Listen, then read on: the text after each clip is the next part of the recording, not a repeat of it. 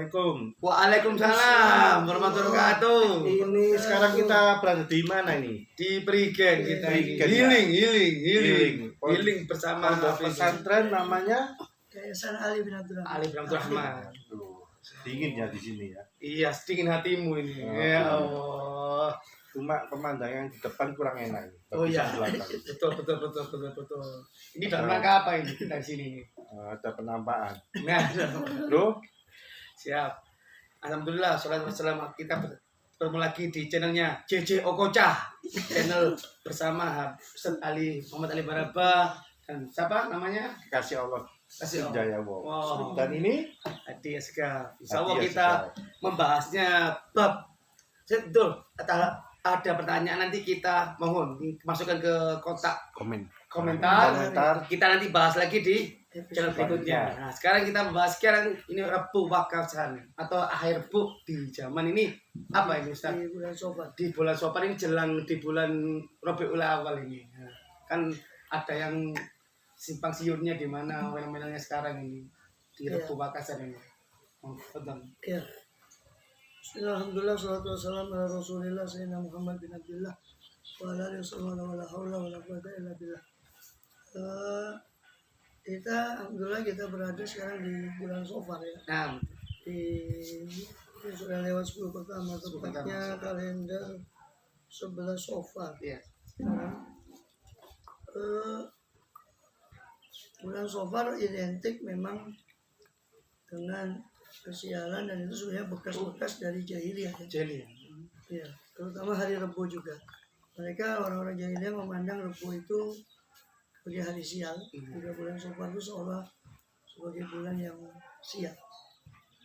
Nah, kemudian ya sebetulnya acara seperti yang dekat Rebo Wakasan itu memang ada di antara para ulama yang saya akan bahas nanti. Cuma saya kira bukan mereka bukan mengambil dari jahiliyah murni atau kepada jahiliyah, tapi kalau saya melihat di sudut pandang lain ini persepsi yang beda atau kurang tidak tepatnya pemahaman ya terhadap pernyataan ulama. Memang para orang Jawa bilang orang-orang yang waskito ya, orang waskita dari aulia. Para aulia memang kalau dicari sandaran hadisnya tidak ada, atau kalaupun ada itu riwayat-riwayat yang lemah. Seperti ketika di Quran kalau di tafsir-tafsir ketika membahas biyaumin nahsin mustamir, itu kehancuran kaum Ad, itu dikatakan biyaumin nahsin mustamir di hari nahas yang berkepanjangan. Hari nahas, hari sial, nahas yang sial yang berkelanjutan. Nah, memang ada sebagian riwayat bahwa yang dimaksud hari sial berkelanjutan itu hari ya Rebo itu lanjutan. ya. Ini nasi mustamir ini hari Rebo yang untuk memperkuat kesialannya dikatakan nasi mustamir. Hari nasi yang berkepanjangan berkelanjutan sepanjang hari itu ditimpakan azab kepada kaum Ad. Dan menurut riwayat walaupun memang tidak sampai derajat yang sahih ya, riwayat itu bahwa itu adalah hari Rebo yang ada yang mengatakan bahkan lebih tepatnya ya di bulan Sofar itu di akhir. Dan ditambah lagi apakah ada mungkin secara langsung ada korelasi juga seperti disebutkan di kitab Kanzun Najwa Surur, itu dikatakan dikutip kalamnya para aulia sholihin sebagian, mereka mengatakan bahwa memang di akhir Rebo itu Allah menurunkan bala kepada kutub. Kalau ditutup ini rajanya para aulia. Ya bukan berarti jangan salah paham. Ada sebagian ustadz pernah mencoba menjelaskan ini, tapi mungkin kalimatnya kurang tepat sehingga akhirnya disalahpahami. Tuh apa segitunya Allah minta izin kepada, bukan minta izin sebetulnya.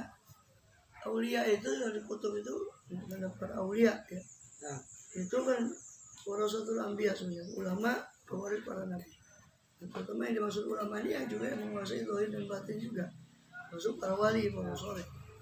Mereka bukan hanya menguasai ilmu secara zahir, tapi juga ilmu batin yang Allah berikan tentunya karena kejernihan hati mereka.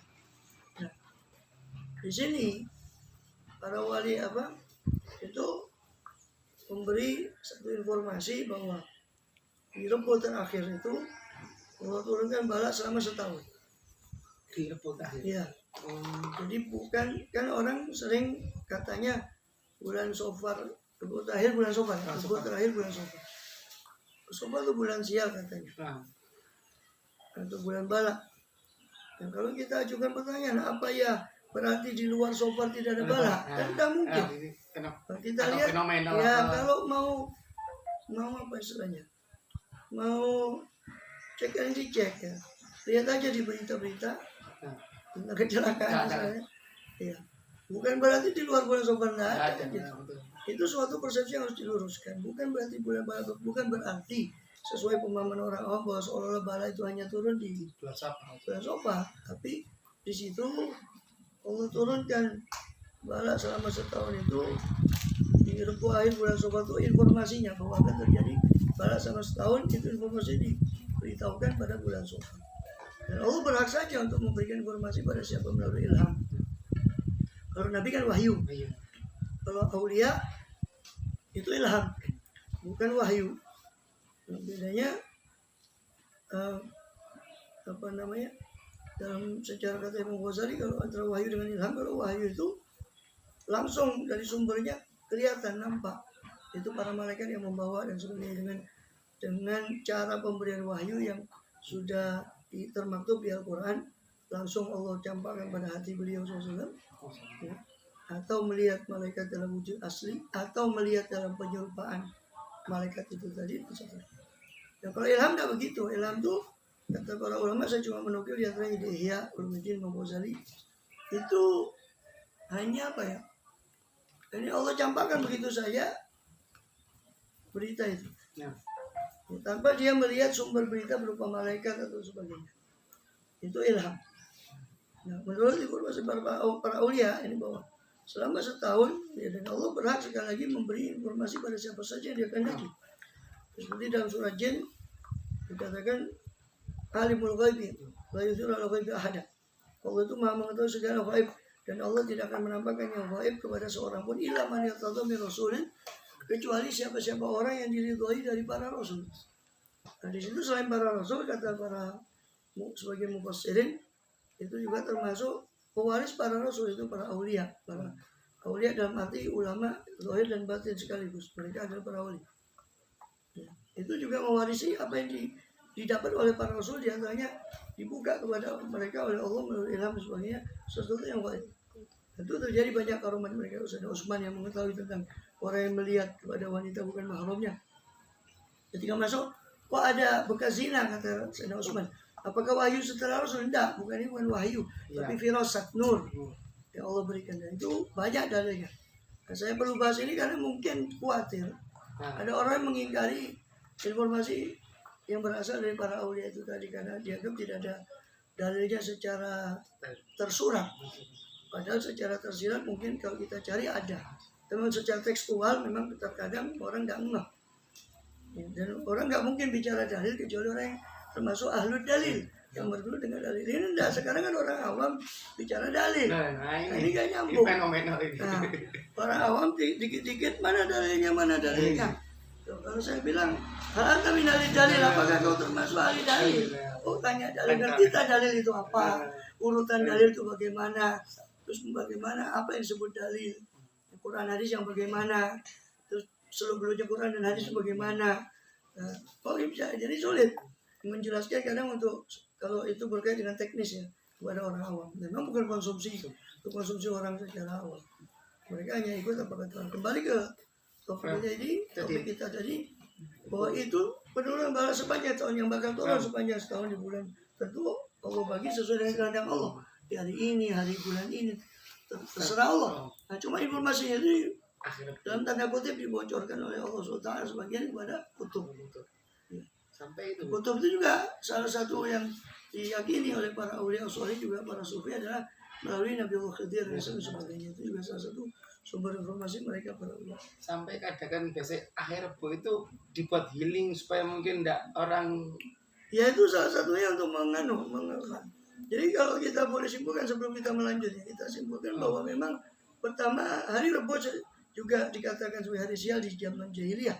Sampai ada dengan Ata Asyam, engkau ini lebih membawa sial dari hari Rebu. Ada satu pepatah di zaman jahiliyah seperti itu. Juga bulan Sofar juga dianggap sebagai bulan bala. Nah itu juga pembawaan dari jahiliyah yang pertama. Kedua, penyalahpahaman terhadap informasi tadi yang dikatakan dibocorkan bala itu selama sepanjang tahun, dianggapnya diturunkan bala itu cuma seolah-olah di bulan Sofar itu. Sehingga hanya pertanyaan sebaliknya, apakah di luar itu enggak ada? Enggak ada kan, enggak mungkin. Nah, kita lihat banyak kecelakaan, banyak ketimpa musibah di bulan apapun, di mana-mana dan di bulan apapun, di kapan saja. Jadi itu menampik pemahaman yang keliru itu tadi. Nah, terus apakah kemudian oleh karena itu sebagian guru kita, ulama-ulama para salafus saleh ada kebiasaan ya. Ini juga jangan disalahpahamkan, karena orang awam menyebut sunnah untuk sunnah dari siapa? Memang ada anjuran, dalam arti anjurannya itu dilihat ditilai dari sisi menghilangkan tasya'um. Tasya'um itu saya percaya kepada sesuatu yang membawa sial. Itu tasya'um. Nah itu memang tidak disukai oleh Rasulullah SAW. Tentu sesuatu yang tidak disukai, kan kita harus menghilangkan sesuatu yang tidak disukai itu. Nah, jadi jangan dikatakan healing itu sunnah. Iya, sunnah nanti kalau mau kurang kerjaan lagi mana hadisnya lah, repot. Salah lagi. Jadi ya agak repot. Jadi bukan sunnahnya itu dilihat dari segi bahwa Rasulullah nggak suka tasya'um. Rasul itu nggak suka apa istilahnya sesuatu yang percaya pada sesuatu pertanda kesialan itu Rasul nggak suka. Kenapa? Karena orang kalau sudah percaya pada tanda itu dikaitkan dengan kesialan, belum apa-apa sudah. Nah sudah down. Ya, oh ada ini, berarti nanti bakal sial. Oh ini saya berangkat, kok ini piring ada piring pecah. Oh ini berarti sial, kadang gitu. Di sinetron gurunya sinetron. Piring pecah, foto ini jatuh, nanti ada yang jatuh. Sial. Nah itu namanya tasya'um, sesuatu pertanda yang dikaitkan dengan kesialan itu tasya'um menurut istilah hadis ya, istilah Rasul. Dan itu Rasul tidak suka gitu. Karena itu akan membawa kepada pesimisme. Beliau suka optimisme. Makanya lawan dari tasya'um itu namanya tafaul. Tafaul itu percaya pada pertanda-pertanda baik. Ya, jadi seorang datang ke satu kota atau satu tempat untuk satu keperluan bisnis atau apapun. Dia ketemu orang namanya Hasan. Hasan itu artinya bagus. Nah, dia kaitkan, oh alhamdulillah. Ini berarti pertanda baik. Nah, tanda-tanda yang menyangkut tafaul, menyangkut lawan dari tasya'um tadi, tanda-tanda yang membawa kepada optimisme, kepada kebaikan, itu beliau suka tafaul itu. Nah, makanya kayak kemarin yang Muharram ya, dianjurkan sebagian Sultan Muhammad Maliki dan sebagainya minum susu. Nah, susu itu putih. Nanti diviralkan lagi sama orang. Ini sunnah. Repot lagi nanti kalau mau yang kurang kerjaan tanya lagi. Mana hadisnya? Barang siapa minum susu? Kan keliru lagi. Sunnahnya diteliti dari mana lah? Diteliti dari tafaul itu kan. Rasul suka tafaul. Kalau kita menyukai apa yang disukai Rasul itu kan bisa dikatakan itu sebagai sunnah. Karena sunnah itu bukan hanya diucapkan. Apa yang diucapkan, didahulukan oleh Rasul. Bukan juga apa yang cuma dikerjakan Rasul, tapi apa yang dibiarkan Rasul dan Rasul mengakui itu juga dianggap sebagai sunnah. Apa positive thinking ya,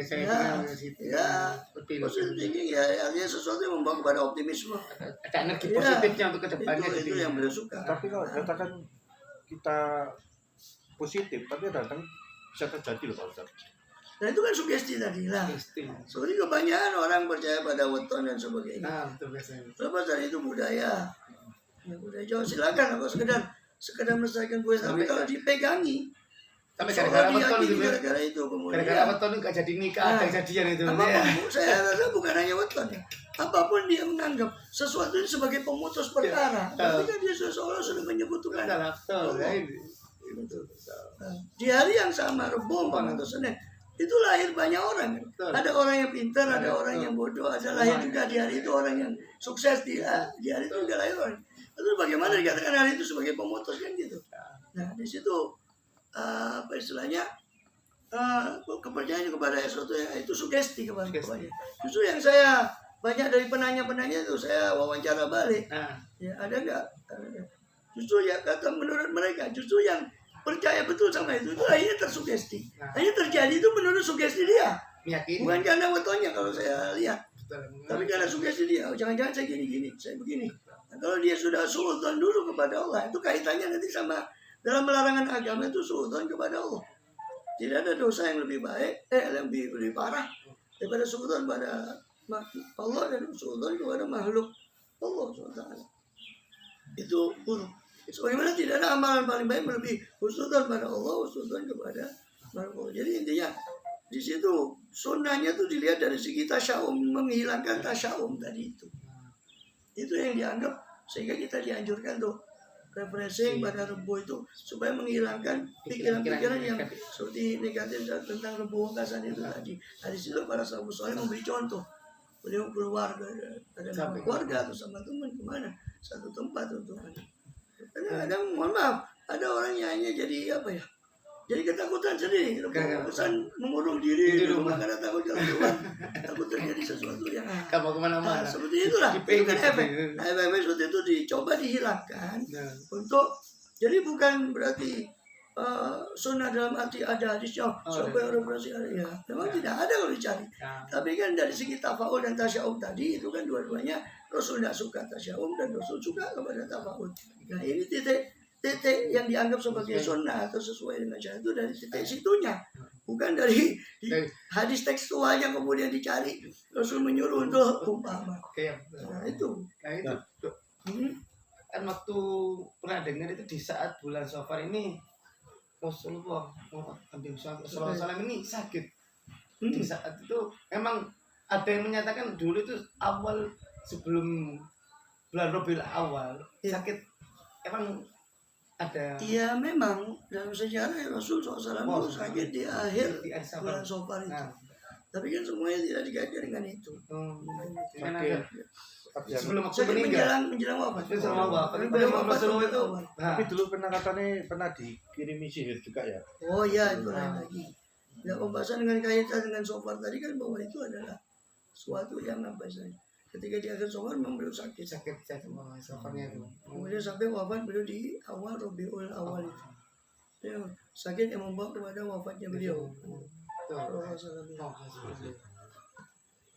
Dan juga bahkan untuk apa ya? Untuk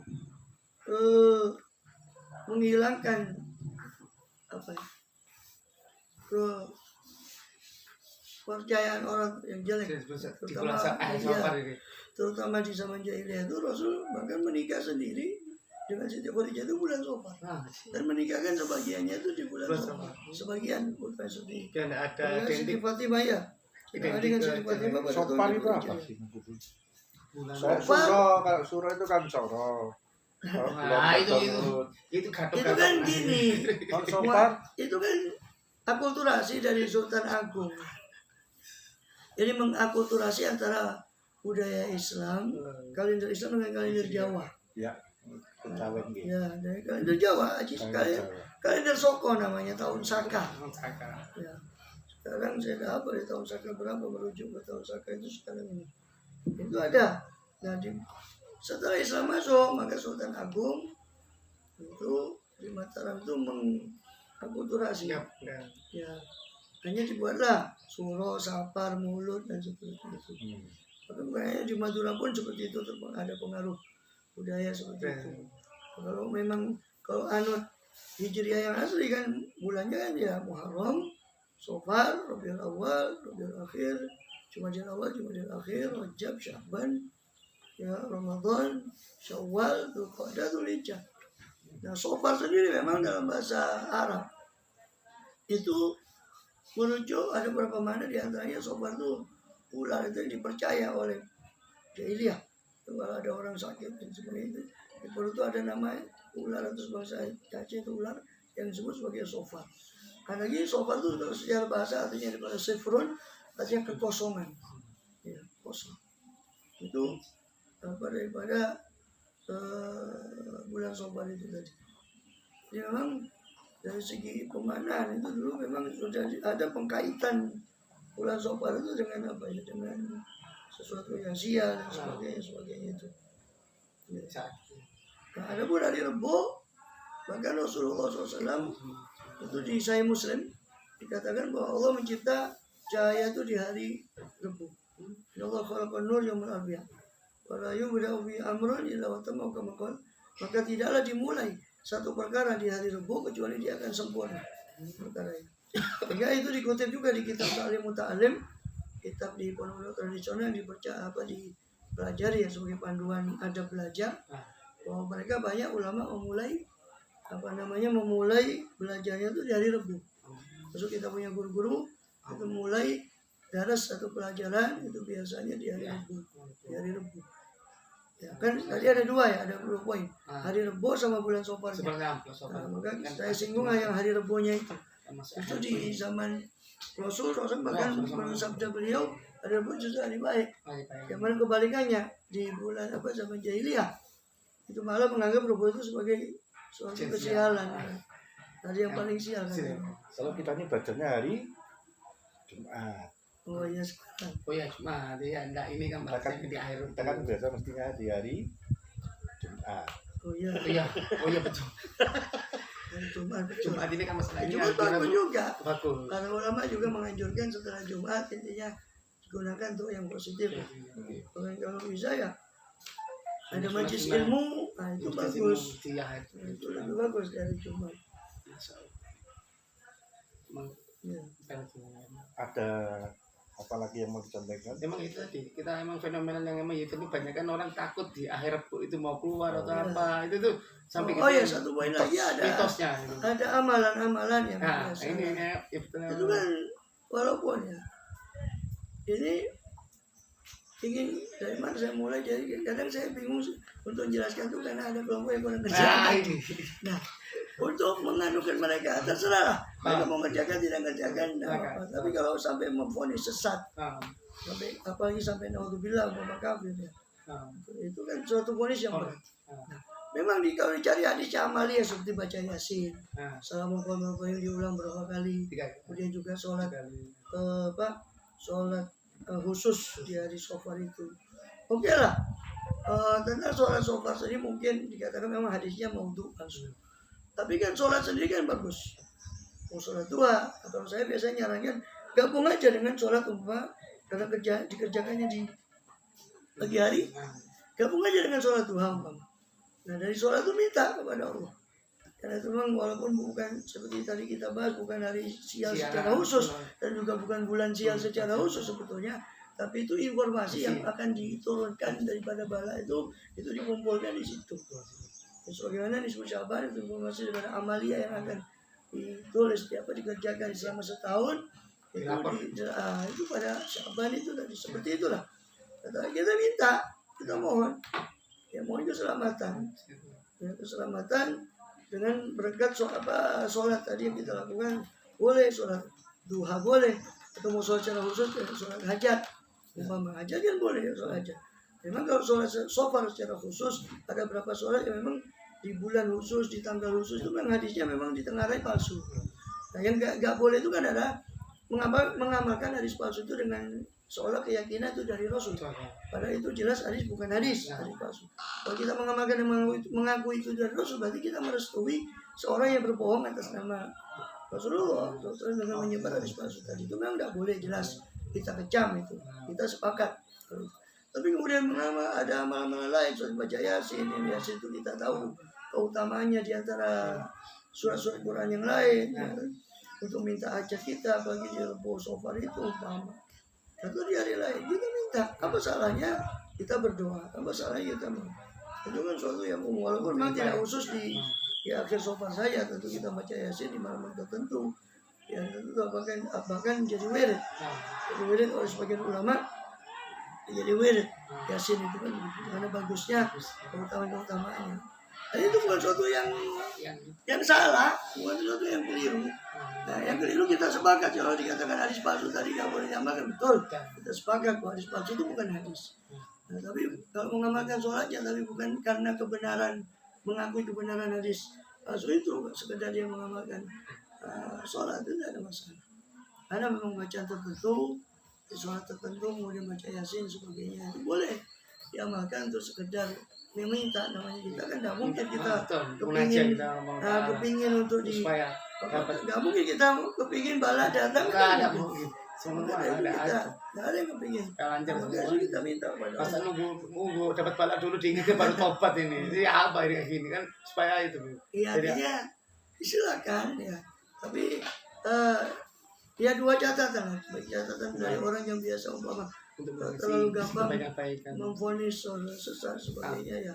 Boya ya dulu. ya dilihat dulu lah. Apalagi untuk Apa dasarnya?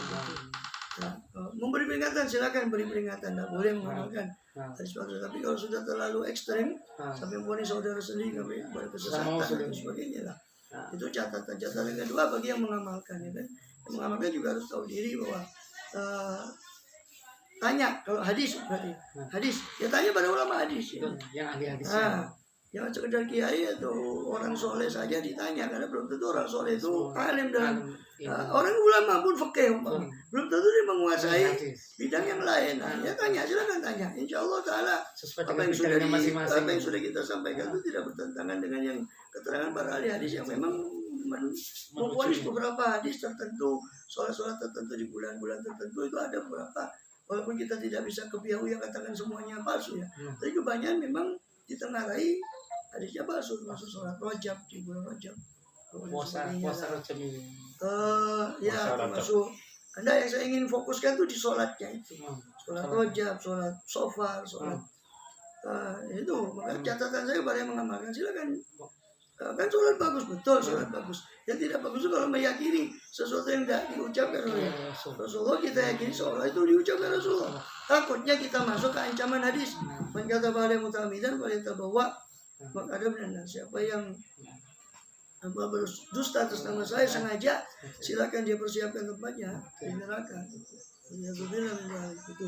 Ini catatan-catatan yang perlu kita akhir-akhir ini memang kita berujuk mau jadi sunnah berjamaah untuk rujukannya mau tanya lagi mungkin dijawab.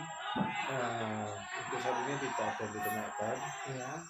Nggak tahu kalau Habib Insya tadi Allah enggak, sudah jelas dari semuanya, kita jelas ciri rincinya semuanya sampai Qurannya sampai hadisnya, apalagi ditutup dengan hadis tadi itu dapat semuanya dari itu kan di dalamnya tadi semuanya. Insya Allah sudah cukup, kita nanti ketemu lagi di channelnya JJ Okocah sama Ustadz Ali Muhammad Ali Baraba. Dia Segap. Ada pertanyaan nanti masuk ke kolom komentar. Jadi Ya. ditanyakan di kolom komentar. Kita nanti bahas yang mau bahas apa nanti kita bahas nanti di saat-saat minggu bulan depan. Siap. Ditutup. Monggo. Sampai di sini dulu, kita lanjut ke part 2 nanti ya. Assalamualaikum. Salam.